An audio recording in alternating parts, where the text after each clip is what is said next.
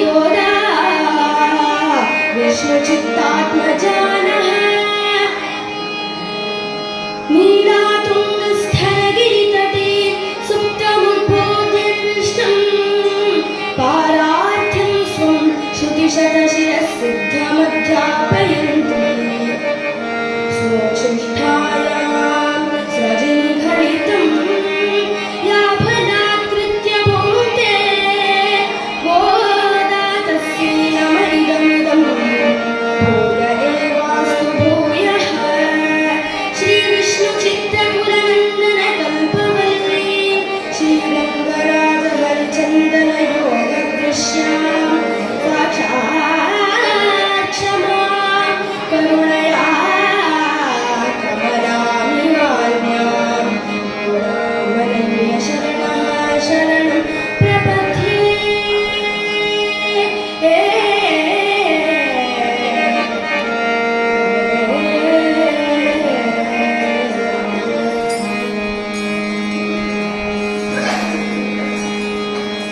जय श्री गोदा कृष्ण जय श्री गोदा कृष्ण जय श्री गोदा कृष्ण जय जय हो जय श्री गोदा कृष्ण जय श्री गोदा कृष्ण जय श्री गोदा कृष्ण जय जय हो जय श्री गोदा कृष्ण जय श्री गोदा कृष्ण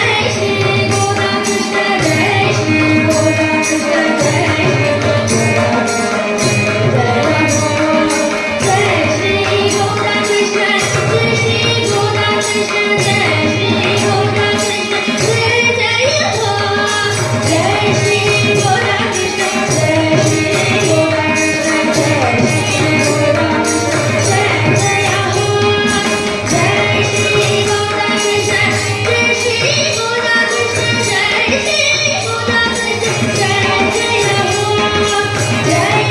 गोदा कृष्ण जय श्री गोदा कृष्ण जय श्री गोदा कृष्ण जय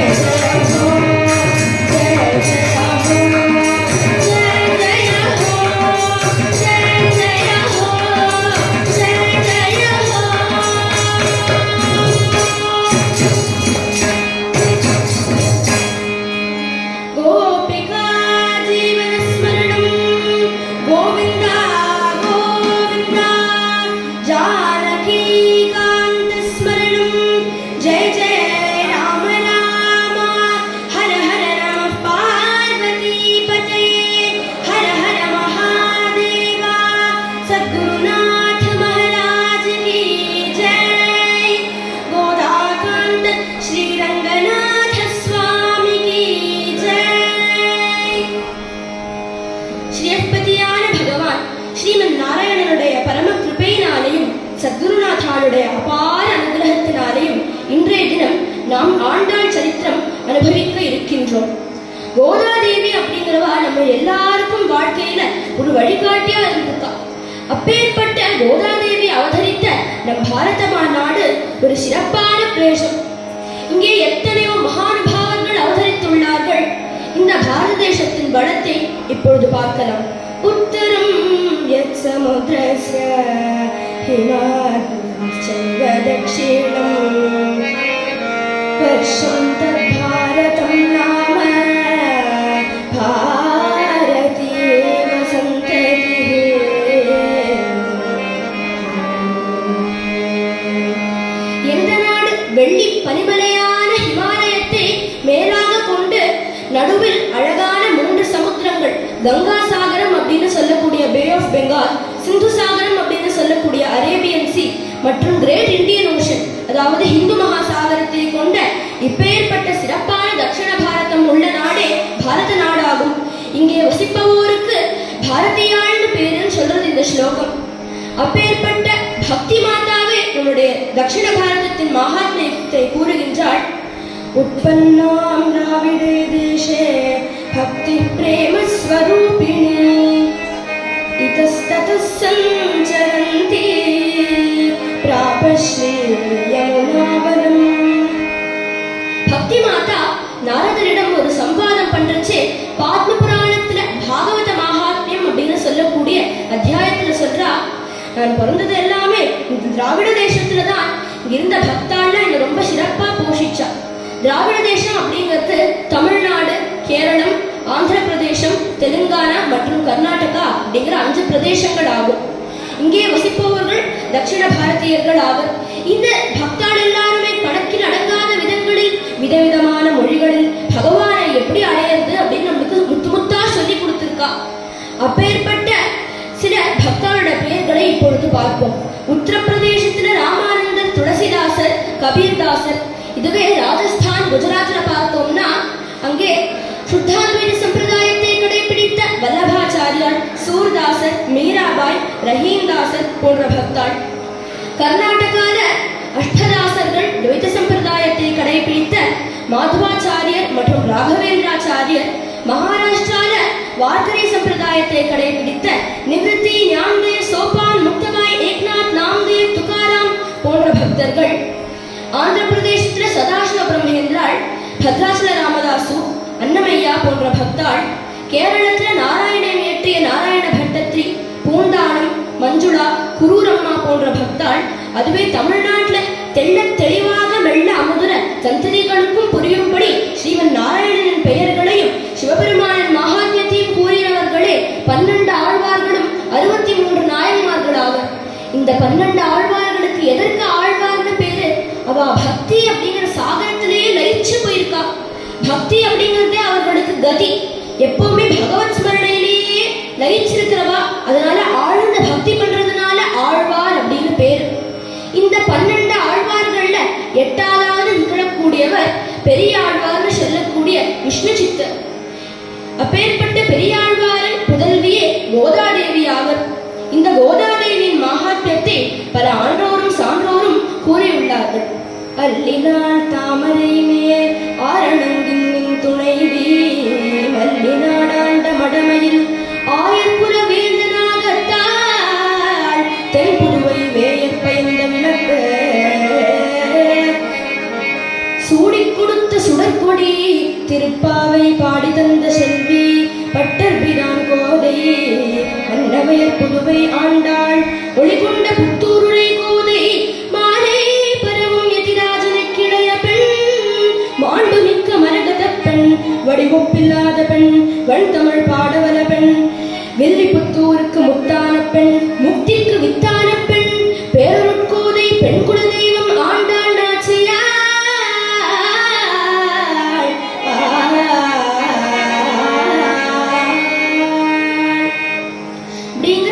இந்த கோதாதேவி ரொம்ப சிறப்பு வாய்ந்தவள். நம்மளுக்கு சிறப்பான கவிப்புரையும் திறன் கொண்டு நெஞ்சை கரைத்துக் கொள்ளும் பக்தி, தமிழ் ஞானம் மற்றும் பகவானே எப்பவுமே உருகி உருகி பகவானே தியானம் செய்து இருந்தவள். கோதாதேவிக்கு ஏன் ஆண்டாள்னு பேரு? பகவானையே கோதாதேவி ஆண்டு விட்டாள் அப்படிங்கிறதுனால. கோதாதேவியின் குணங்களை என்னுடைய குரு ஸ்ரீ கிருஷ்ணபிரேமி சுவாமிகள் சொல்ற, பக்திக்கு ஒரு வடிவம் இருந்தது, கண் இருந்தது, காது இருந்தது, மூக்கு இருந்தது, அழகான சுருட்டையான கேசத்தோடு ஒரு வடிவம் இருந்ததுன்னா அது கோதாதேவி தான். வாக்கிங் அண்ட் டாக்கிங் பக்தி. அவளுக்கு பக்தியை தவிர வேற சிந்தனையே கிடையாது. அப்பேற்பட்ட கோதாதேவியின் மகாத்மியத்தை வேதாந்த தேசத்தில் இருக்கிற சாக்ஷாத் க்ஷமாம் கருணையா கமலாமிவான்யா, சாக்ஷாத் க்ஷமாம் கருணையா, ஸ்ரீதேவி போன்ற கருணையும், பூமாதேவி போன்ற பொறுமையும், நீலாதேவி போன்ற பிரேமியும் கொண்டவள் கோதாதேவி. உலகத்தவர்களுக்கு அப்பாற்பட்ட, உலகத்தவர்களுக்காக வாழாத ஒரு பக்தி சாகரத்தின் மாதரசி கோதாதேவின்னு சொல்லலாம். அப்பேற்பட்ட கோதாதேவியின் சரித்திரத்தை குரு பரம்பரா பிரபாவம், திவ்யசூரி சரித்திரம் மற்றும் என்னுடைய குரு ஸ்ரீ கிருஷ்ணபிரேமி சுவாமிகளின் கிரந்தமான ஸ்ரீ வைஷ்ணவ சம்ஹிதையில் பார்க்கலாம். ஒரு நாள் பூமாதேவி பகவானிடம் கேட்டாள், சுவாமின்னு முக்தி அடையும் பாதை எதுவாகும் என்றாள். அதற்கு பகவான் பதிலளித்தார், என்னை அடைய வேண்டும் என்றால் பூமாலையும் பாமாலையும் சமர்ப்பிக்க வேண்டும் என்றார். இதை கேட்ட பூமாதேவி வியப்படைந்தாள். பூமாதேவி சொல்றாளாம், சுவாமின்னு தானம், யோகம், யஜ்ஞம், தபஸ் அப்படின்னு இதெல்லாமே பண்ணாதான் உங்களை அடைய முடியும்னு நான் நினைச்சேன். ஆனா இவ்வளவு எளிமையா சுருக்கி கொடுத்துட்டேனே. இந்த ஞானத்தை எல்லாருக்கும் நான் சொல்லி கொடுத்து எடுத்து சொல்லி வாழ்ந்து காட்ட வேண்டும் என்று நினைக்கின்றேன். நான் மறையின் சாரத்தை திவ்ய பிரபந்தங்கள் மூலமாக நான் கூற வேண்டும் என்று நினைக்கின்றேன்.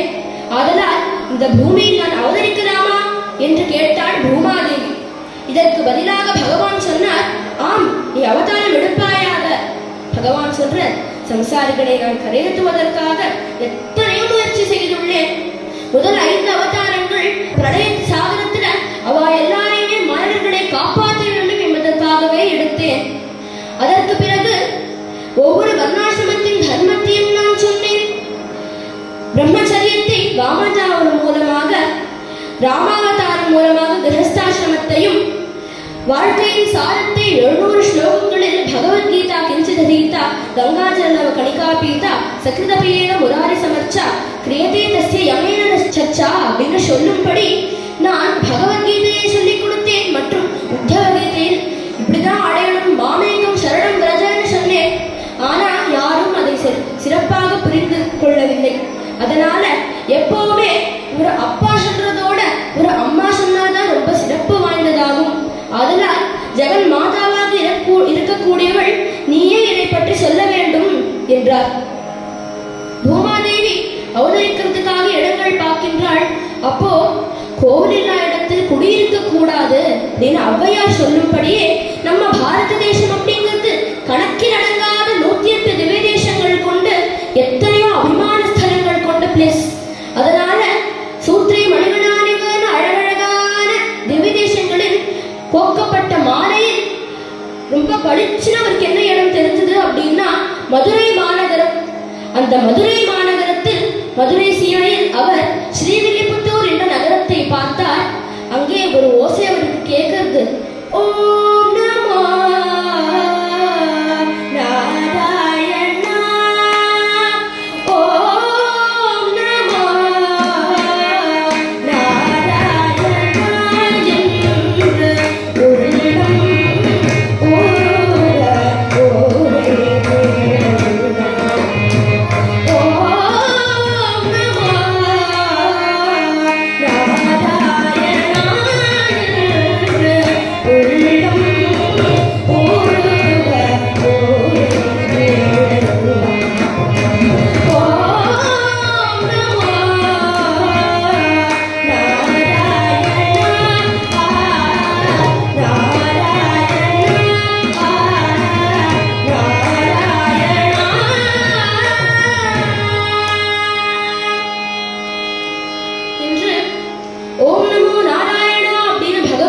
நாமங்களை சொல்லிட்டே ஒருத்தர் அவருடைய திண்ணையில உட்கார்ந்து தன் நந்தவனத்தில் அழகாக பூமாலை கட்டிக்கொண்டே பாமாலை பாடியிருந்தார். அப்பொழுது இதை பார்த்து பூமாதேவி வியப்படைந்தாள். சுவாமின்னு நீங்க சொல்லும்படியே இவர் பூமாலையும் கட்டி பாமாலையும் பாடுறாரே, அதனால இவரே நான் பிதாவாக அடைய வேண்டும் என்று நினைக்கின்றேன். இவர் முதல்ல யாரு அப்படின்னு கேட்கிறார். இப்ப பகவான், இவர் விஷ்ணு சித்தர் அப்படின்னு சொல்லக்கூடிய பெரியாழ்வார் ஆவர். என்ன பத்தியே நினைச்சிருந்திருப்பார். அதனால விஷ்ணு சித்தர்னு பேரு. நானும் பெரியாழ்வாரை என் மனதில் வைத்துள்ளேன் என்கின்றார் மகாவிஷ்ணு. அப்பேற்பட்ட சிறப்பு வாய்ந்த விஷ்ணு சித்தர் மதுரையில் இருந்த மன்னனான வல்லபராயனுக்கு முன்னாடி நாராயண பரத்துவத்தை காண்பித்தார். மேல கட்டியிருந்த கீழி தானே கீழே விழுந்தெடுத்தான்.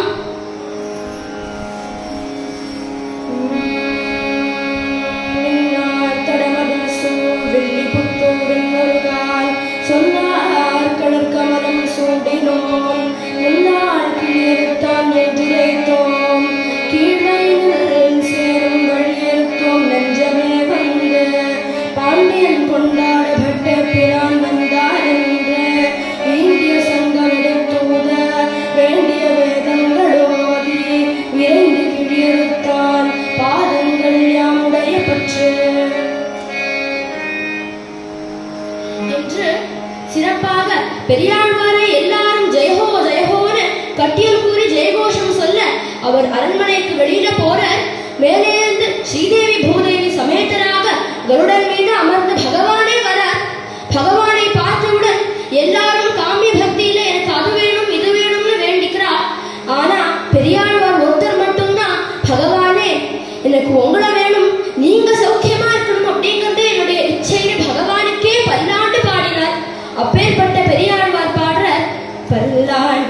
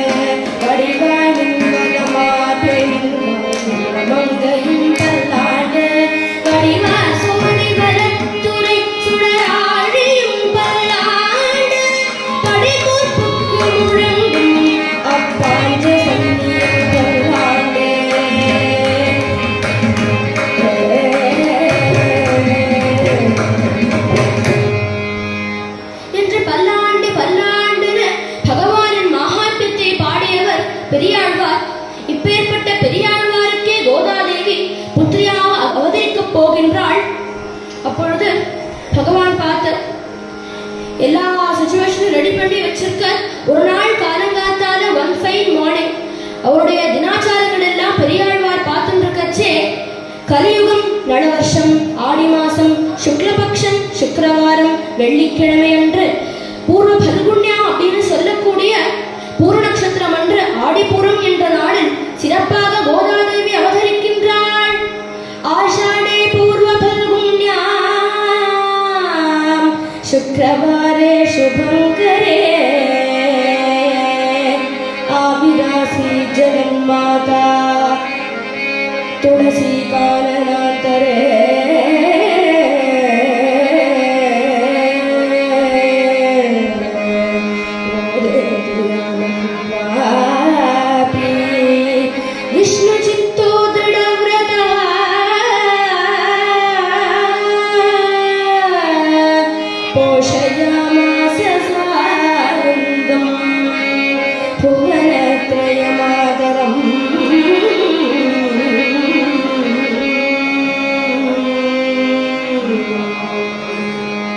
அப்படின்னு அழகான குழந்தை மரகத ஸ்தம்பங்கள் போன்ற கைகளும் கால்களும் கொண்டு சுருட்டையான கேசங்களும் கண்ணாடியத்த கொச்சு கொச்சுன்னு கண்ணத்தை கிள்ளதா போல இருக்கிற அழகான கபோரங்களும் அழகான சங்கம் போன்ற கழுத்து, அங்கேயும் இங்கேயும் சுத்தி சுத்தி பகவான் எங்க இருக்கான்னு பாக்குற கருவிழிகள், அந்த கருவிழிகள்லேருந்து கண்ணீர் வந்து சின்ன குழந்தை குவான் அழறது. குவான் அழறதே கிருஷ்ணா கிருஷ்ணான்னு கேட்கறது. துருதம் சுஸ்வரேனான்னு குழந்தை பகவானை பத்தி நினைச்சு அழறதுனால சுஸ்வரமா இருக்கு. எப்பவுமே பகவான் நினைச்சு அழுதா அது சுஸ்வரம். ஆனா பகவானை பத்தி நினைக்காம பாடுற பாட்ட அபஸ்வரம்னு சொல்லுவா. அப்பேற்பட்ட பக்தி கொண்ட சின்ன குழந்தை சாய கொண்ட போட்டுண்டு ரெண்டு குருஷிகளும் சல் சல் சல் சல் முழங்க அழகான ஸ்வர்ண ரேகைக்கு தக தக தக தகன்னு நின்றுதான். சுந்தரமான அந்த குழந்தையை பார்த்தார் பெரியாழ்வார். அவருக்கு விஸ்மயம் போதல. இதை பற்றி தான் ஆமுக்த மால்யதா என்ற நூலில் ஸ்ரீ கிருஷ்ணதேவராயர் சொல்ற, ஸ்ரீநீலாஜாம்பவதி மரணச்ச தாமரச்ச விஹாரமானமிழிந்தா பாணத்யுதய கலிந்தா நானாங்கிரி சிரோக்ஷனக சேஷனக ஹரியக்ஷா கனுகுணி விஸ்மயம் பொதவங்கா கதிர்ச்சனே சௌகுமாரியம் தனுருச்சியம் சுலக்ஷண விதனமோ தேஜமோ చెరువు కొండ చేప నిమిష దృష్టి చూచి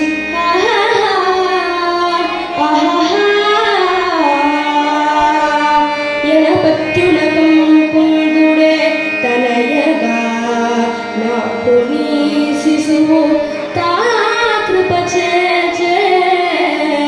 నడంచు హృష్టుడై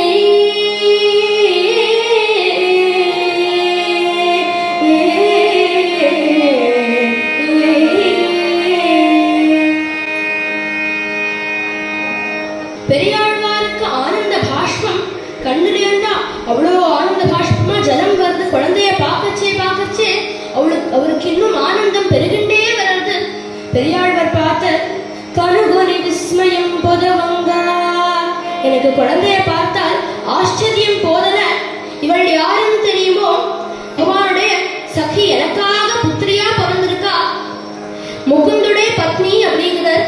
பெரியாழ்வாருக்கு அந்த குழந்தைய பார்க்க தேஜசா இருக்காளே, சுலக்ஷண விதானமோ தேஜமோ.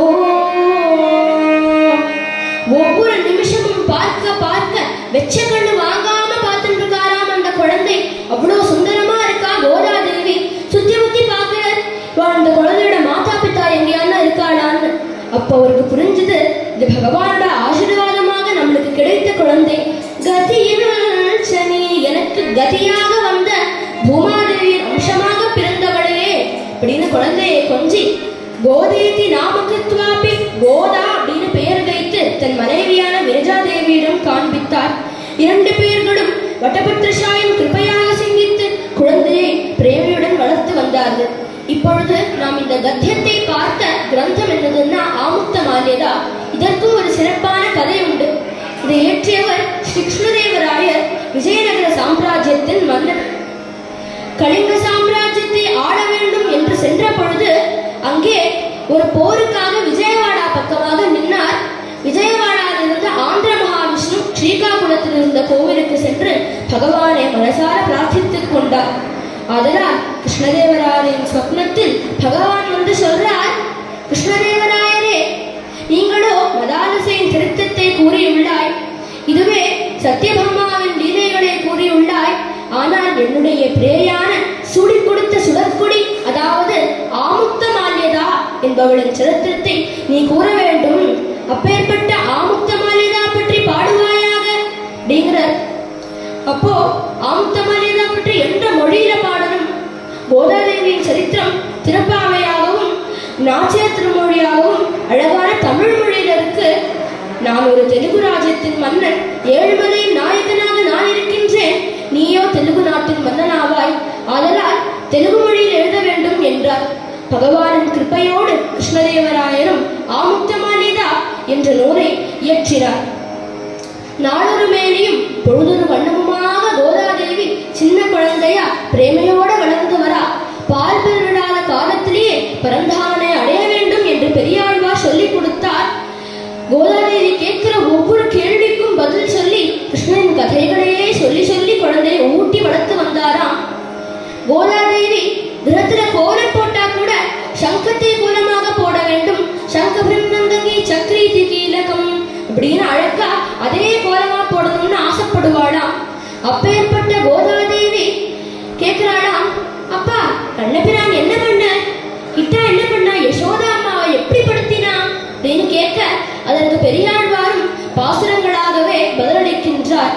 வெண்ணை அணைந்த பொழுகும் விளையாடு பொழுதி கொண்டு, வெண்ணை அணைந்த பொழுகும் விளையாடு பொழுதியும் கொண்டு,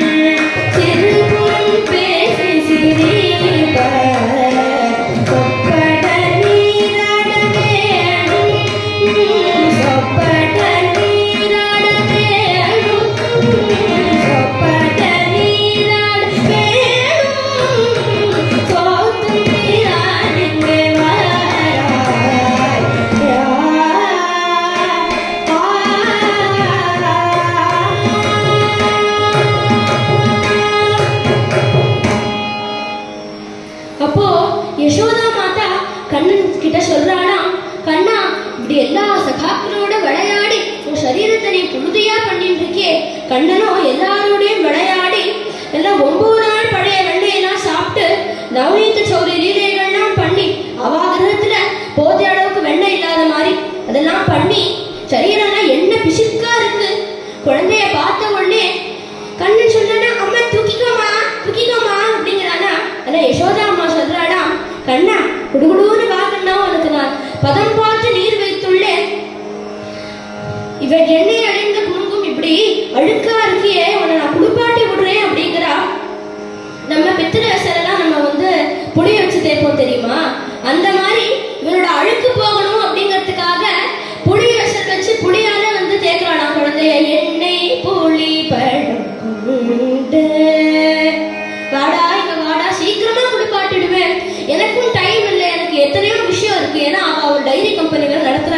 நந்தகோபாலனுக்கோ.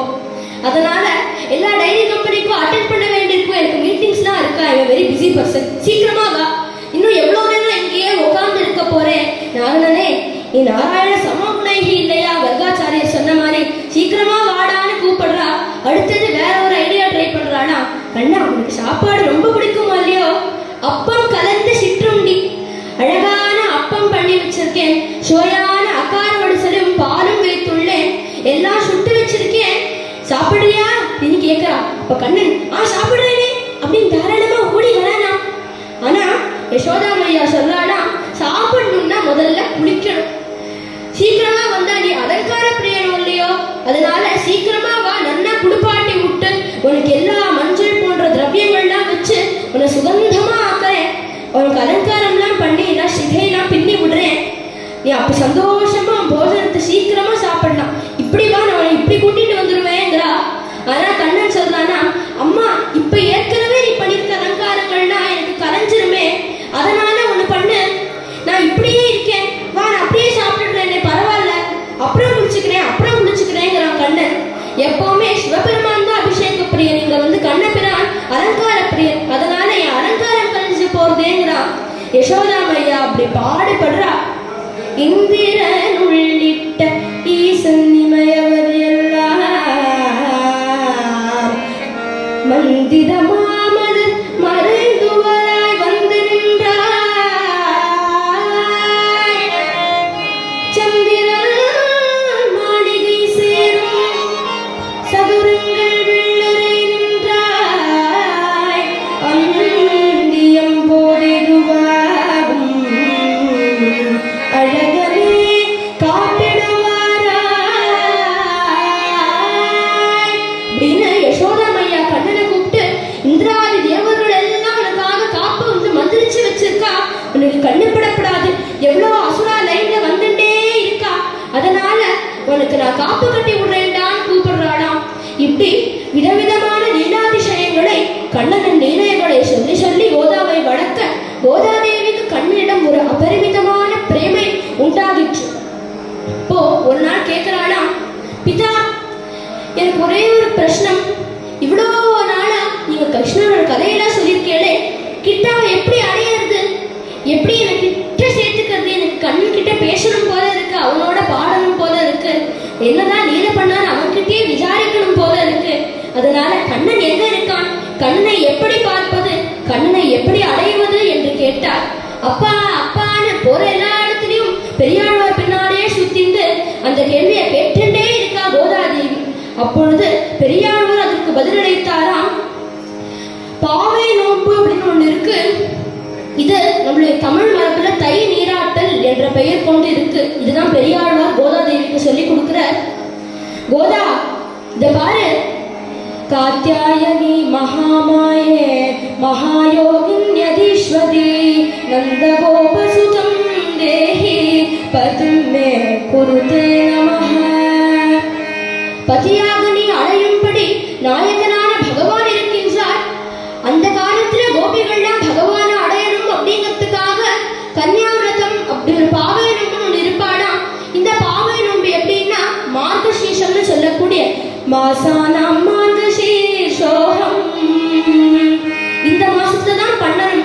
அந்த மார்கழி மாசத்துல 30 நாட்களும் சில ரூல்ஸ் ரெகுலேஷன்ஸ்லாம் இருக்கு, அதை ஃபாலோ பண்ணி பகவானை அடையறதுக்காக ஸ்ட்ரிக்டா பகவான் தவிர வேற எந்த சிந்தனையும் இல்லாம பிரம்ம முகூர்த்தத்துல எழுந்து மங்கள ஸ்நானம் செய்து கோவில் இருக்கிற வடபத்திர சாயி பெருமாளை நீ பூஜை பண்ணணும். பாகவதத்துல எப்படி கோபிகளுக்கு பகவான் கிடைத்தாரோ அதே மாதிரி உனக்கும் பகவான் சாட்சாத்காரம் அளிப்பார் என்றார் பெரியாழ்வார். இதை கேட்ட கோதாதேவியும் சந்தோஷமாக தன் சதிகளை கூட்டிக் கொண்டால் கோஷ்டியாக ஒவ்வொரு நாளும் காலங்கர்த்தாலே எழுந்து பகவானின் பஜனை பண்றார். ஆச்சரமவயம் ஹரி பஜனம், ஆச்சரமவயம் ஹரி பஜனம், ஆச்சரமவயம் ஆச்சரமவயம் ஹரி பஜனம், ஆச்சரமவயம்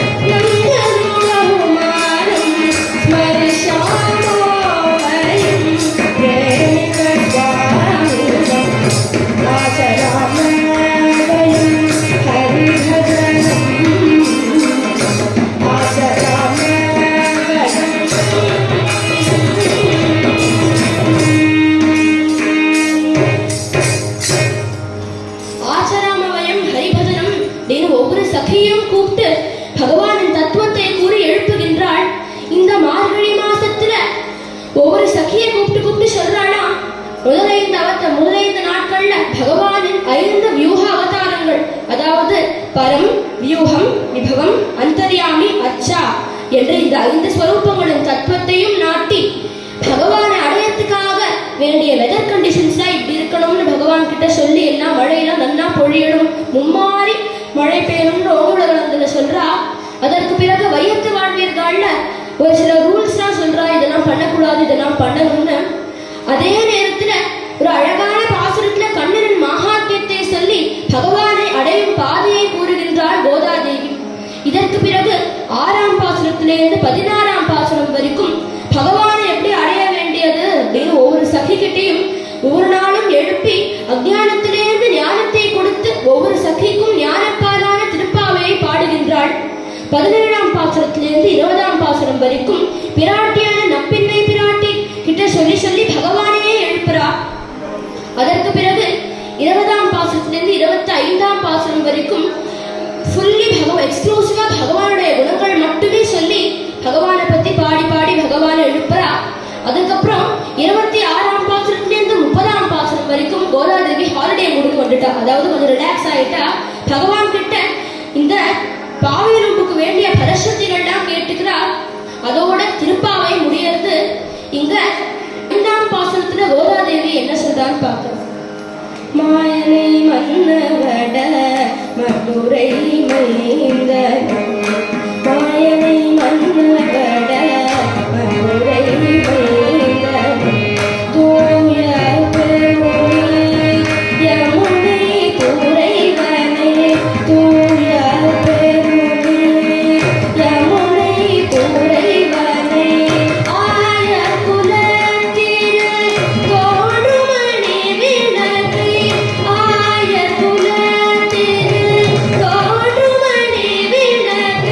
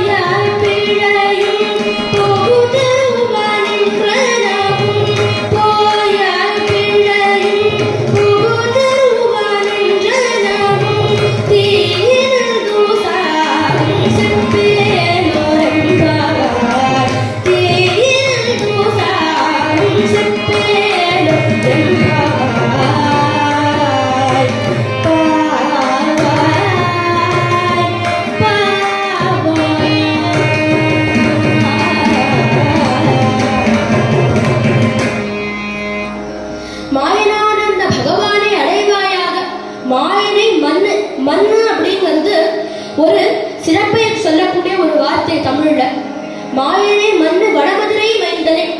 நம்ம பாரத தேசத்திலே 2 மதுரை உண்டு. ஒண்ணு கோதாதேவி பிறந்த மதுரை, மீனாட்சி தேவி இருக்கக்கூடிய மதுரை, அதாவது தென் மதுரை. வடமதுரை அப்படிங்கிறது மதுவனம் அப்படின்னு சொல்லக்கூடிய நார்த் இந்தியால உத்தரப்பிரதேசத்துல இருக்கக்கூடிய வடமதுரை.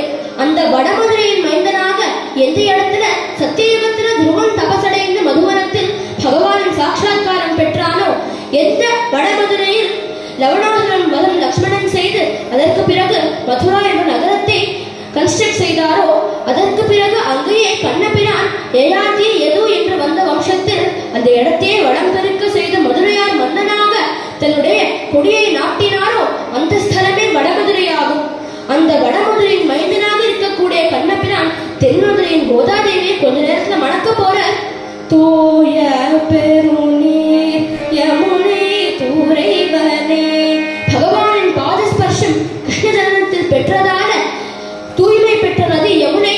அங்கே பகவான் தன்னுடைய எல்லா லீலைகளையும் காளிங்க நடனத்தை கூட அங்க பண்ணதுனாலேயே யமுனை தூய பெருநீர் ஆயிற்று. ஆயர் குலத்தில் தோன்றுமணி விளக்கை. வாசனத்துக்கே பகவான் பாசப்படுவான் என்பதை காண்பித்து பக்தையின் ஒன்றுகோலாக யசோதா தேவியின் மகாத்மியத்தை எல்லாருக்கும் தாமோதர லீலை மூலமாக பகவான் சொன்னார். தாயை குடல் விளக்கம் செய்த தாமோதரனே. இப்போ இந்த முழு மார்கழி மாசத்துக்கு யார் கோல்? அந்த பகவானை பத்தி ஒரு இன்ட்ரோ கொடுத்துட்டா, இப்போ அந்த பகவானை நம்ம எப்படி அடையறதுன்னு வழி சொல்றாளாம். தூயோமாய் வந்து நான் சரீரத்தை நல்லா ஸ்நானம் பண்ணிட்டு வரணும். ஆனா சரீரத்தை மட்டும் கிளென்ஸ் பண்ணிட்டா போதாது, நம்ம மனசையும் சுத்தி பண்ணிட்டு காம குரோத லோபமோக மதனாச்சரியாதிகளை எல்லாம் போக்கி பகவானை வாயினால் பாடி மனத்தினால் சிந்திக்க வேண்டும். இல்லாட்டா கையில ஒண்ணு பண்ணிட்டு இருப்போம், வாயால ஒண்ணு சொல்லிட்டு இருப்போம், மனசு வேற எங்கேயோ போயிட்டு இருக்கும். அதனால பகவானுடைய சிந்தனையிலே அந்த கோவில்ல பகவானை பார்க்க வேண்டும், பகவானை சிந்திக்க வேண்டும். பகவானுக்கு பூமாலை கட்டிக்கொண்டே வாயார பாமாலை பாடணும்.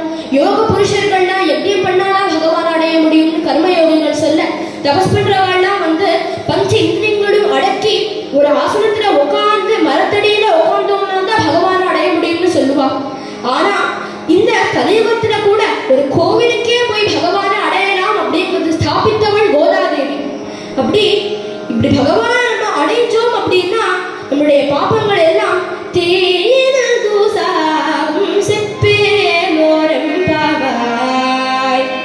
அதனால நம்முடைய பாபங்கள் அனைத்தும் அப்படியே தஹத்யவஹி பாவகஹ அப்படின்னு சொல்லும்படி போயிடும்.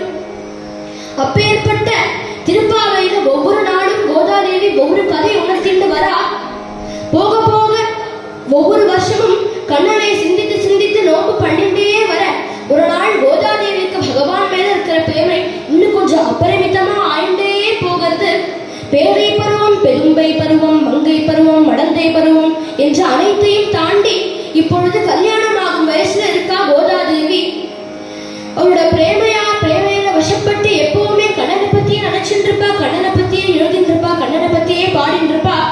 சுத்தி இருந்தவா எல்லாரும் அவளுக்கு மாப்பிள்ளையெல்லாம் கூட்டிட்டு வந்து காமிக்கிறா. அப்போ மாடனுக்கு பேச்சுப்படில் வாழவில்லை என்றாள் கோதாதேவி. அப்பேற்பட்டவள் நான் பகவானை தான் அடைவேன் அப்படிங்கிறா. எனக்கு பகவானே கடவுள் அப்படிங்கிறா. பகவானே எனக்கு கதி.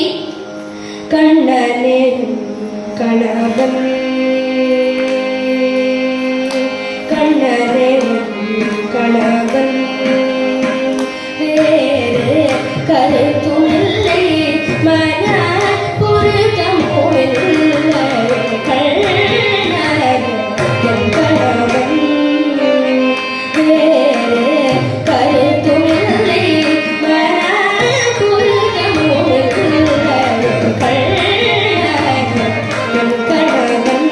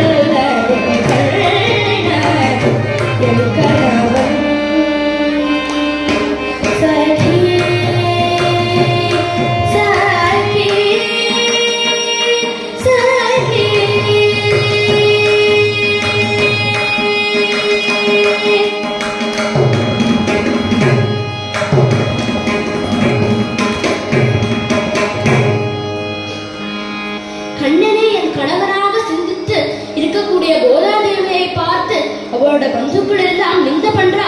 பெரியாழ்வார்கிட்ட சொல்றா, பெரியாழ்வாரே ஏதாவது நவக்கிரக ஹோமம் பண்ணுங்கோ, யாகம் பண்ணுங்கோ, எல்லாம் சரியாயிடுங்கிறா. ஆனா பெரியாழ்வார் சொல்ற, பகவானோட அனுகிரகத்தினால எல்லா தாப்பங்களையும் நிகிரகம் பண்றதுக்காக கோதாதேவி பகவானை பற்றி சிந்தித்துள்ளாள் அப்படின்னு சொல்லி ஒரு சப்போர்ட்டிவான பிதாவா இருக்கா. அப்படி ஒரு நிலைமையில கோதா கண்ணனை பத்தி நினைச்சு உருகி உருகி பாடின்னு இருக்கிற ஒரு நாள் வடபத்திர ஷாயிக்காக கட்டி வைத்திருந்த மாலையை கோதாதேவி பார்த்தாள்.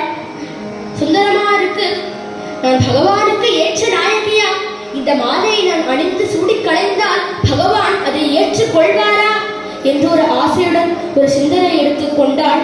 அந்த மாலையை எடுத்து தன் கழுத்தில் அணிந்து கொண்டாள். கோதாதேவி அந்த மாலையை போட்டுக்கொண்டு அழகா தன் பிரதிபிம்பத்தை பார்த்துட்டு சில நாட்கள் இதே மாதிரி பண்ணிட்டு இருக்கா. ஒரு நாள் பெரியாழ்வார் அதை பார்த்துட்டு அவருக்கு ரொம்ப கோபம் வருது, அதிர்ச்சி அடைந்தார்.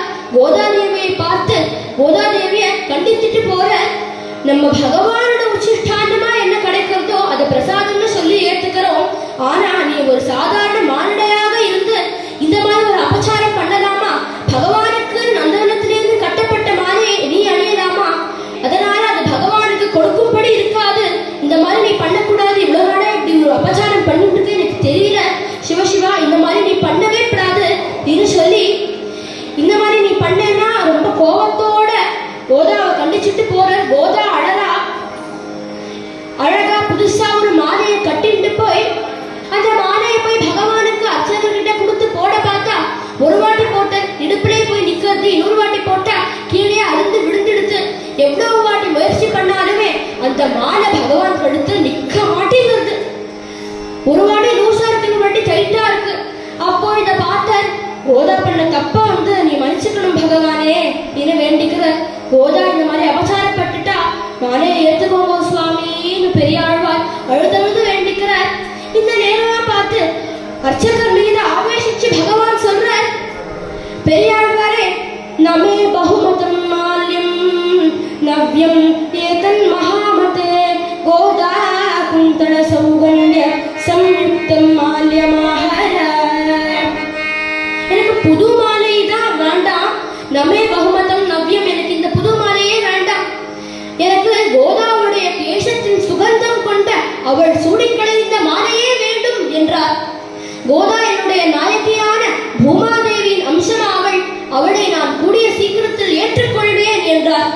இதை கேட்ட பெரியாழ்வாருக்கு மேல் சிரித்து போச்சு, புன்னரித்து போனார். அந்த க்ஷணமே பகவானே, இதெல்லாம் உன்னுடைய அனுகிரகம் தான் அங்க வடபத்திர ஷாயி பெருமானுக்கு சாஷ்டாங்க நமஸ்காரம் செய்து ஓடோடி புரண்டோடி சென்றார் கிரகத்திற்கு. கிரகத்தில் அழுதிருந்த கோதாதேவியை சமாதானப்படுத்தி சொல்றார், பகவான் உன்னை நாயகனாக அடையப் போகின்றார் கோதாதேவி, உன்னுடைய ஜீவனம் சபலமாயிற்று என்றார். இதை கேட்ட கோதாதேவியும் மிக்க மகிழ்ச்சி அடைந்தாள். அப்பேற்பட்ட கோதாதேவி இங்கதான் கோதா அப்படிங்கிற பெயர்ல இருந்து பெண்மை, மல்லி செண்டு எத்தனை அர்த்தங்கள் கொண்ட அந்த பெயர்ல இருந்து ஆண்டாள் அப்படிங்கிற பெயருக்கு டிரான்சிஷன் ஆறா. ஏன்னா அவள் பகவானால் ஆண்டப்பட்டு விட்டாள். அவளே பகவானை ஆண்டதனால் அவளுக்கு ஆண்டாள் அப்படின்னு பெயர்பட்ட கோதாதேவி ஒவ்வொரு நாளும் கண்ணனை நினைத்து நினைத்து இப்போ பிரேமை இன்னும் அதிகரித்தெடுத்து சுவரில் புராணனின் பேரெழுதி சுரவனர் கொடிகளும் துரங்கங்களும் கவரிப்பினாக்களும் கருப்பு வில்லும் காட்டித் தந்தேன் கண்டாய் காமதேவா. அவரை பிராயம் தொடங்கி என்றும் ஆதரித்திருந்த என் கடமுனைகள் துவரை பிரானுக்கே சங்கற்பித்து தொழுது வைத்தேன் ஒல்லை விதிக்கிச்சிலே.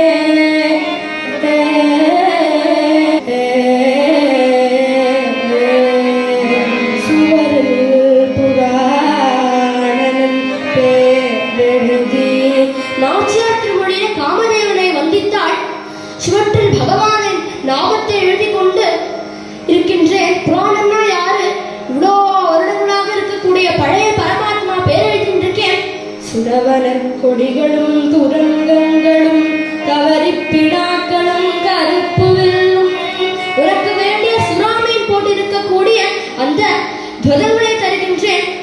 உனக்கு வேண்டிய கருப்பு வில்லும் நீ சவாரியாக எடுக்கக்கூடிய குதிரையும் உனக்கு சாமரம் வீசக்கூடிய சேவகர்களையும் அளிக்கின்றேன்.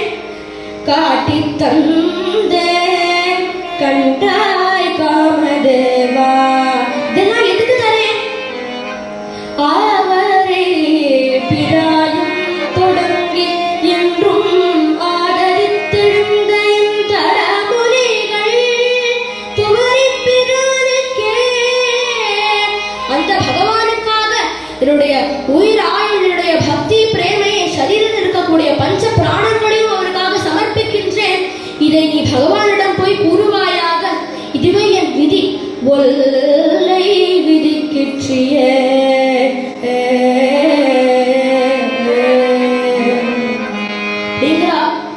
இப்படி பிரேமையோட ஒவ்வொரு நாளும் நாச்சியார் திருமொழி அப்படிங்கிற பாசுரங்கள்ல பகவானின் மகாத்மியத்தை பாடிண்டே வர வாரணமாயிரம் அப்படின்னு சொல்லக்கூடிய 6வது நாச்சியார் திருமொழியில தன் விவாகத்தை கனவாக கண்டுவிட்டாள் கோதாதேவி. அதை பற்றி பாடப்போகின்றாள். கோதாதேவி தன் விவாகத்தை ஸ்வப்னத்தில் பார்த்துடுறா. ஏன்னா தன்னுடைய கல்யாணத்துக்காக அவளால வெயிட் பண்ண முடியல, அவ்வளோ எக்ஸைட்மெண்ட். வாரணமாயிரம் சோதவனம் செய்த நாரண நம்பி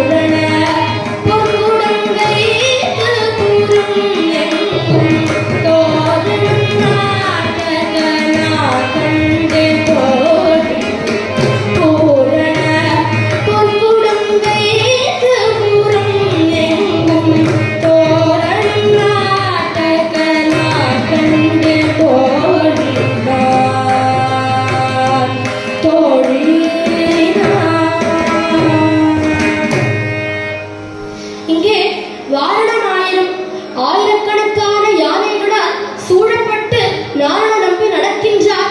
அந்த நாராயணன் என்னை பார்க்க வருகின்றார். அப்பொழுது பெரியாழ்வாரோட பிதாவும் மதுரை இருக்கக்கூடிய பந்துக்கள் அனைவரும் பூரண பொற்குடம் எடுத்து வந்து பூரண மரியாதைகள் செய்கின்றனர். அதை நான் கண்டு கழித்தேனே அப்படின்னு சந்தோஷமா சொல்றா கோதாதேவி. இதுதான் ஃபர்ஸ்ட் மீட்டிங் பார்க்க போறா. அவர்கள் 2 பேரும் நித்திய தம்பதி. ஆனாலுமே அடுத்தது அவர்களுக்கு பொண்ணு பார்க்க போறா. விவாகத்துக்கு தேதி குறிக்கப்பட்டுள்ளது. நாளை வதுவை மனம் என்று நாளிட்டு நாளை வதுவை மனம் என்று நாளிட்டு காளை கமுகு பரிசுடை பந்தகி கோணரி மாதவன் கோவிந்தன் என்பானோ அடி புகுதக்கனா கண்டு தோழினான் கோணரி மாதவன் கோவிந்தன் என்பானோ அடி புகுதக்கனா கண்டு தோழினான்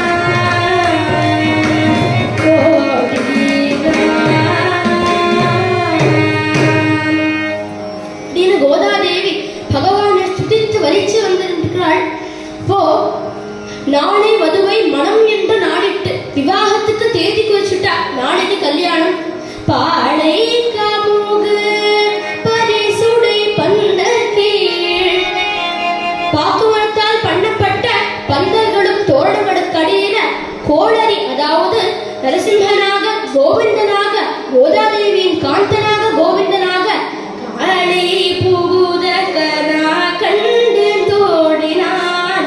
காளை மாடு போன்ற வீரமோட சுவாமி உள்ள வர. காளை அப்படிங்கிறது ஒரு வயது பருவம் கூட. எப்பவுமே பகவான் 14ஆம் வயதிலிருந்து 17ஆம் வயதுக்கு வந்துட்டே இருப்பார். ஒவ்வொரு வருஷமும் அப்படியே இருக்கும். forever 16 turning to 17 அதே ஏஜ்லேயே இருக்க. அப்பேற்பட்ட காளை பருவத்தில் இருக்கக்கூடிய பகவானை நான் பார்த்தேனே என்கின்றாள். அடுத்தது கோதாதேவிக்கு நிச்சயதார்த்தம். இந்திரன் உள்ளிட்ட தேவர் குழாமெல்லாம்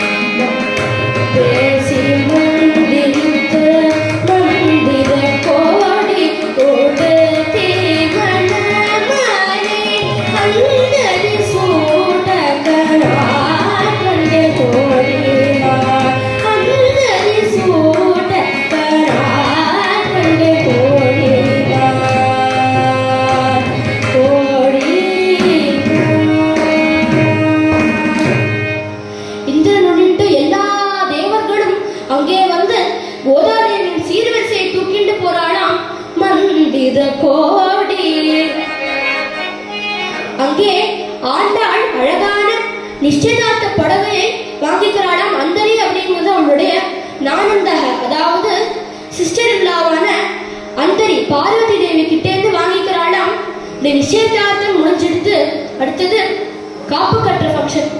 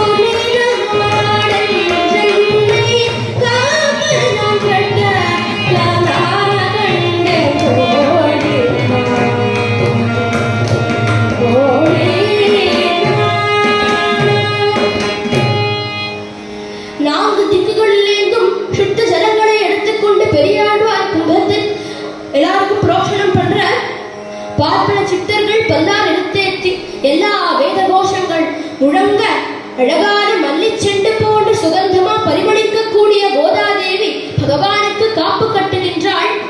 அடுத்தது அவளுக்கு இப்பதான் நார்த் இந்தியன் கல்யாணத்துல சங்கீத் ஃபங்க்ஷன் புதுசா வந்திருக்குல்ல, அந்த காலத்திலேயே உண்டு அது. கதிரொளி தீபம் கதிரொளி தீபம் கரசமுடன்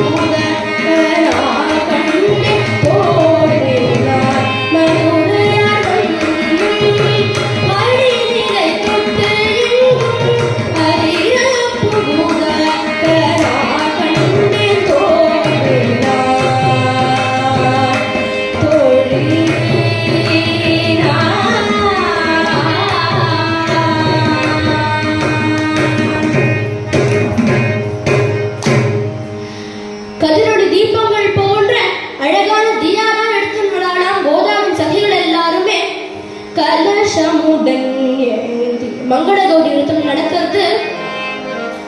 சதுரின மங்கையர் தாம் வந்து எதிர்கொள்ள எல்லாரும் கோதாவோட சேர்ந்து நாட்டியமாடி சந்தோஷமா கொண்டாடுறாடாம். அப்போ உள்ள பகவான் நடந்து வர மதுரையார் மன்னன் மாயினி மன்னோட மதுரை மைந்தனேன்னு அப்ப பார்த்தோம் இல்லையா, அதே மதுரையார் மன்னனாக சுவாமி நடந்து வர அருளியில தொட்டு எங்கும் எல்லா சதிகளும் கோதாதேவியும் பகவானின் பாதத்தில் தண்டம் சமர்ப்பிக்க பகவானுடைய கால்களில் விட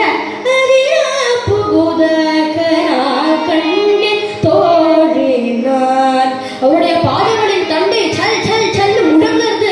இப்படி நடந்து வர அடுத்தது அவளுக்கு பாணிகிரகணம் நடக்க போது முகூர்த்தம் வந்துட்டு மத்தடம் காட்ட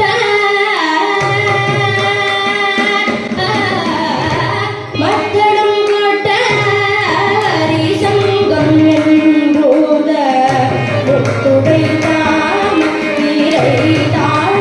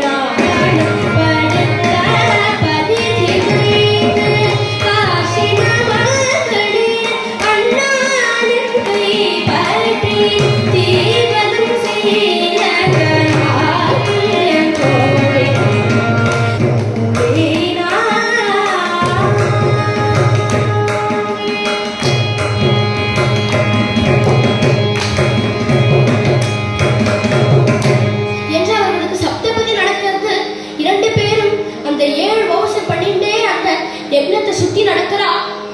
அடுத்தது அவர்களுக்கு மெட்டி போட போராடாம். எம்மைக்கும் ஏழேழ் பிறவிக்கும் பற்றா நம்மை நாராயணன் நம்பி செம்மை உடைய திருக்கையில் தாழ்பற்றி அம்மி மிதிக்க கராகண்டு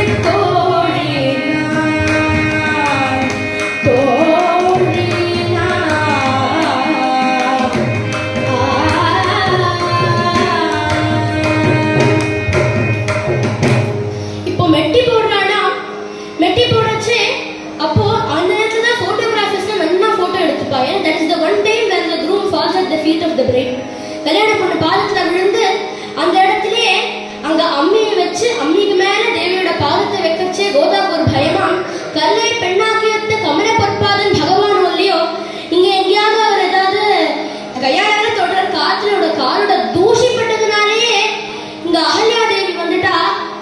இங்க அதை விட ஏதாவது இன்னும் புதுசா ஒரு பெண்ணு வந்து எனக்கு போட்டி போட போறாளோ விவாகத்துக்குன்னு பயப்படுறா. மலரனும் ஒன்றும் ஆகல. மெட்டி போடுறா. நலங்கு நடக்க போட்டு குங்குமப்பி கொளிச்சாந்த மட்டித்து மங்கள வீதி வரும் செல்வனி குங்குமப்பி கொளிச்சாந்த மட்டித்து மங்கள வீதி வரும் செல்வனி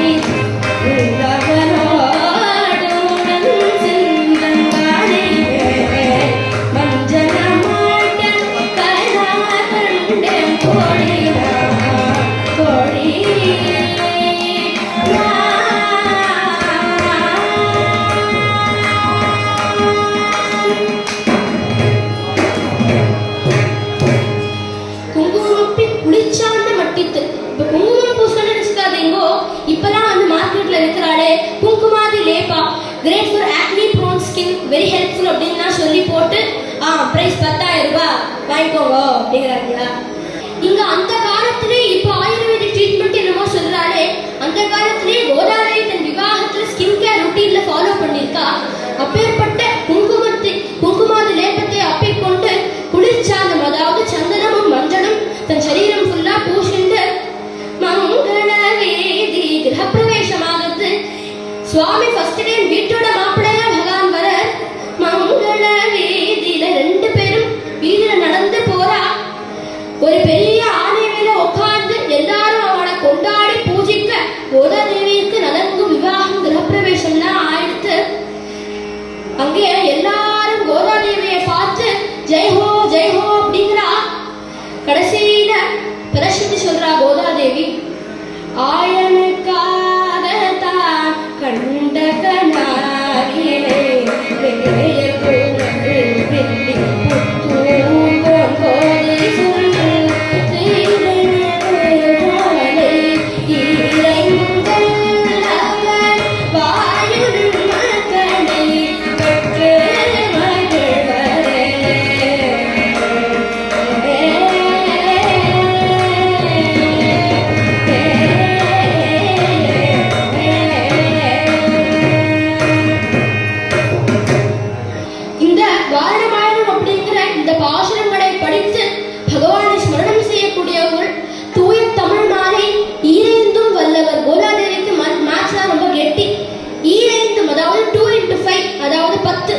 இந்த 10 பாடல்களையும் யாரெல்லாம் பாடுறாளோ அவர்களுக்கு சுபுத்திரர்களான பக்தாள் கிடைப்பா.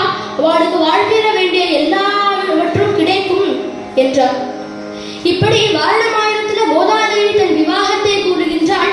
அதை போலவே ஒரு நாள் பெரியாழ்வாரின் சொப்னத்தில் பகவான் வந்து பங்குனி உத்திர திருநாடன்று கோதாதேவியை மணக்கோலத்தில் கூட்டிக் கொண்டு ரங்கநாதனுடைய கோவிலுக்கு ஸ்ரீரங்கத்திற்கு வர வேண்டும் என்றார். அதே போன்றே ஸ்ரீரங்கத்துக்கு வனக்கோலத்தில் சென்ற கோதாதேவி பகவானிடம் பக்தி ஸ்வரூபிணியாக அந்தர்தானமாகிவிட்டாள். அப்பேற்பட்ட கோதாதேவி நம்ம எல்லாருக்கும் எத்தனையோ பாடங்கள் சொல்லி கொடுத்திருக்கா. காலங்காத்தால எழுந்துக்கணும் முதல் விஷயம். பிரம்ம முகூர்த்தத்துல எழுந்துட்டா நம்முடைய கான்சென்ட்ரேஷன் இருக்கிறதுலேயே மோஸ்டா இருக்கும். அதற்கு பிறகு சுத்தமா தூங்கிண்டே இருக்க எல்லாரும்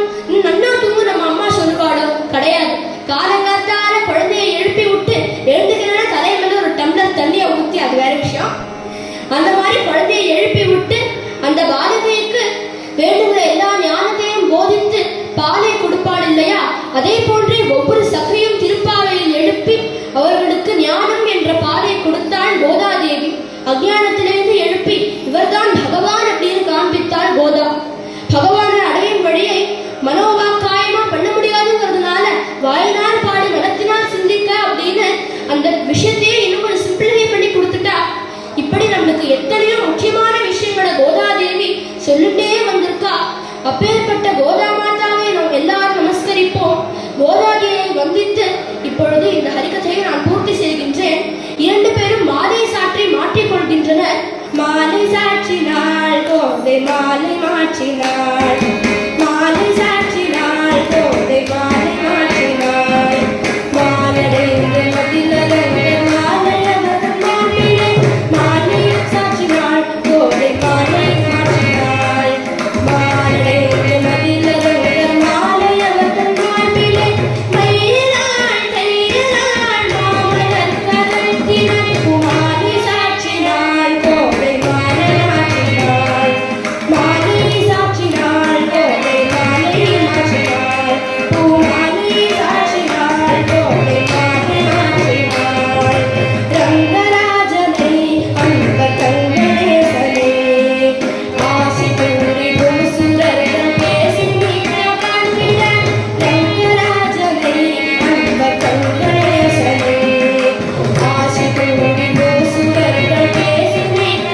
காண்பிட, அன்புடன் இன்பமாய் ஆண்டாள் கரத்தினாள், அன்புடன் இன்பமாய் ஆண்டாள் கரத்தினாள், மாலையாற்றினாள் கோதை மாலை மாற்றினாள், மாலை சாற்றினாள் கோதை மாலை மாற்றினாள், மாலை சாற்றினாள் கோதை மாலை மாற்றினாள், மாலடைந்து மதிலடைந்து மாலை அவர்கள் மாப்பிளை, மாலடைந்து மதிலடைந்து மாலை அவர்கள் மாப்பிளை மயிலாள் கையிலாள் மாமலர் கரத்தினாள் மாலை சாற்றினாள் கோதை மாலை மாற்றினாள், பூமாலை சாற்றினாள் கோதை மாலை மாற்றினாள்.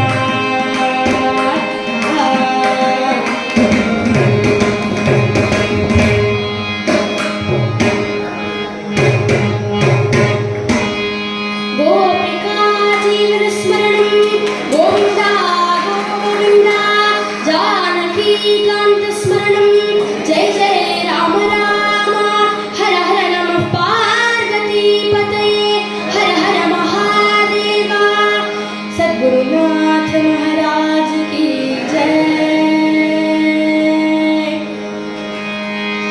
இந்த வாய்ப்பை அளித்த எல்லாருக்கும் என்னுடைய நமஸ்காரங்கள். இங்கே ஹரிகதையை கேட்க வந்திருக்கா எல்லாருக்கும் என்னுடைய நமஸ்காரங்கள். கோதாதேவியின் கிருப்பை நம்ம எல்லார் மேலேயும் பரிபூர்ணமா இருக்க வேண்டும் என்பது என்னுடைய பிரார்த்தனை. ராதே கிருஷ்ணா. என்னுடைய குரு ஸ்ரீமதி விஷாகா ஹரி அவர்களுக்கும் பரமகுருவான ஸ்ரீ கிருஷ்ணபிரேமி சுவாமிகளுக்கும் ஞானானந்தருக்கும் எல்லாருக்கும் என் நமஸ்காரங்களை தெரிவித்துக் கொண்டு இந்த ஆண்டாம் கல்யாணம் என்ற ஹரிகதையை பூர்த்தி செய்கின்றேன். நான் சிறுமிதான், அதனால் இந்த ஹரிகதையில் ஏற்பட்ட எந்த பிழை இருந்தாலுமே பகவத் குணம் பாடுகின்றேன் என்று சிந்தித்து மன்னித்துக் கொள்ளவும். நன்றி. ராதே கிருஷ்ணா. தன்யாசி. ஆதி ஒரு உற்சவம் உற்சவமாக இருக்குது. ஒரு நாள் உற்சவமாக இருக்கும்னு நினைக்கிறேன். முதல் திருப்பாவை செய்ய நடக்குது. எல்லாரும் பார்க்கணும் சொன்னேன். அடுத்தது ஆத்யா வெங்கடேஷ். எங்கள் ஊர் மட்டும்தான் கலைஞர் பேசியவா ஒரு கைதட்ட மாட்டேன்னா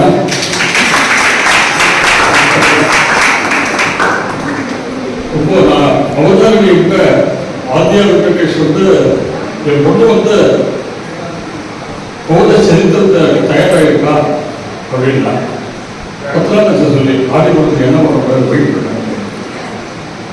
உடனே விதாதத்துக்கு ஒரு கிராஷாக ஆரம்பிச்சு எனக்கு தெரியும் தெய்வமா அம்மாவே திருப்பாவை பாடக்கூடாதுன்னு அவங்க ராகத்தெல்லாம் சேர்த்து பாடுவோம். அவங்க ஆச்சரியமா திருப்பாவை பாடுற மாதிரி பாடலாம். இதெல்லாம் அவருக்கு இது வந்து ராகத்தை பாடாதான் பிடிக்கிறது. அந்த மாதிரி ஒரு கிருப்பை விசாகா ஹரி ஸ்கூல், அதாவது கதா சொன்னவர்கள் விசாகா பாட்டியிலிருந்தோ பாட்டியோடையும் அம்மாவோடையும் ஒன்று சேர்ந்து மோகன் நான் சொன்னேன் அது முடிக்க எந்த வயசு அது 8வது 9வது வருஷத்துக்கு 20 22 இல்லை 11 வயசு சார். 11 வயசு அவருக்கு. 11 வயசுக்கு ஒரு 20 22 வயசு கொண்டு இருக்கிற மெச்சூரிட்டியோட எக்ஸ்டெம்போ எக்ஸ்டெம்போ அப்படியே பாடிக்கிறாங்க. எதுவுமே ஒரு ஆதாரம் இல்லாத ஒரு மணி நேரம் வந்து ஏன்னா உங்களுக்கு தெரிஞ்ச கதை தான் போத சொல்லி இருந்தாலும் நம்மளுக்கு குழந்தை அவரோட வாய்ப்பு மூலியமா இந்த கதையை சொல்லி நம்ம கேட்கறதுன்றது நம்ம வந்து எப்படிலாம் தப்பு பண்ணியிருக்கோம், நம்ம பேர பேச்சு எப்படிலாம் நம்ம வளர்த்துக்கிறோம் வளர்க்கல, அது வந்து இப்போ வளர்த்துக்காலேருந்து சந்தோஷப்பட்டு ரொம்ப ரொம்ப சந்தோஷமா இருக்கு. அதாவது இங்கேயும் நான் வச்சுருக்கேன் அந்த குழந்தைகள்லாம் வச்சு ஒரு அர்த்தம் நம்ம செஞ்சுக்கிற மாதிரி தான் ஒரு நாள் கூட விஷயமா இங்கேருந்து ஆரம்பிச்சது. திருவசி கேள்வி பாகிஸ்தானின் சன்னதியிலேருந்து ஆரம்பிச்ச இந்த ஜோதி அவருக்குள்ளா போய் எல்லா இடத்துலையும் நாம பிரசாரம் பண்ணணும்னு எல்லாம் சத்து பண்ணிக்கிறோம். இதுக்கு வந்து அம்மாவோட சொல்லணும். ஏன்னா ஒரு குழந்தை எப்படி வளர்க்கிறதோ அப்படி வளர்க்கணும்னு வளர்த்துருக்கோம். அது ஒரே பொருள்தான், ஒரே பொருள்தான். அந்த பொருள்தான் நம்பிக்கையை அப்பா வந்துருக்கணும். ஆஃபீஸில் இருக்கான் சரியா நல்லா வீடியோ எடுத்துருக்கான் போட்டு காட்டுவான். இந்த லைவ் போடலையேன்னு எனக்கு ஒரு வருத்தம். இப்போ நான் யூடியூப்ல ஷேர் பண்ணி அந்த லிங்கை ஒரு கட்டுவா எல்லாரும் திருப்பி ஒரு எல்லாரும் ஆசீர்வாதம் பண்ணிக்கலாம். ராதே கிருஷ்ணா, ராதே கிருஷ்ணா, ராதே கிருஷ்ணா, ராதே கிருஷ்ணா, ராதே கிருஷ்ணா, ராதே கிருஷ்ணா. பகவத்கீதை